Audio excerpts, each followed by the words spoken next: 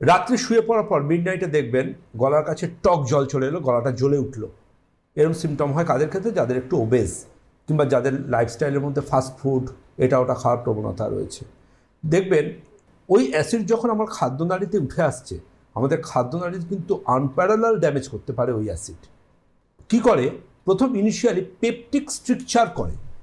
আমি একটা মেডিকেল সায়েন্সের কিছু দুর্বোধ্য ভাষা বলছি।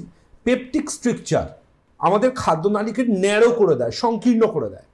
ওই যে ডাক্তারবাবু কিছু খেতে পাচ্ছি না, গলা দিয়ে নামছে না, ডিসপেপসিয়া, হ্যাঁ, ওই জায়গাটাকে ডিসফেজিয়া ওই সিমটমটা মানেই আমরা কিন্তু তখনই কিন্তু আমাদের মেন্টালি আমরা অ্যালার্ট হই যে তাহলে কি পেপটিক স্ট্রিকচার।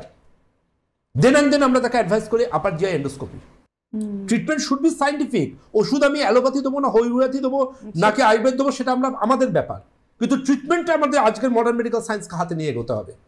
যদি তখনও সেটার প্রপার ট্রিটমেন্ট না করে, দ্যাট ইজ ব্যারেড ইসোফেগাস হতে পারে। ব্যারেড ইসোফেগাসকে যদি ট্রিটমেন্ট না করে সেখানে কিন্তু অ্যাডিনোকার্সিনোমা চলে আসতে পারে, যেটা স্টমাকে আমাদের অ্যাডিনোকার্সিনোমা ক্যান্সার আসে, সেটা খাদ্যনালীতেও চলে আসতে পারে কিছু ওই সেলের পরিবর্তন করে, চেঞ্জেস করে। সুতরাং মাথায় রাখবেন একটা কথা বারবার বলবো, অ্যাসিডিটি হচ্ছে, বুক জ্বালা করছে, গলায় টক ঢেকুর উঠছে, ইগনোর করবেন না। আয়ুর্বেদ চিকিৎসা বিজ্ঞানের সুস্থ সুন্দর চিকিৎসা রয়েছে।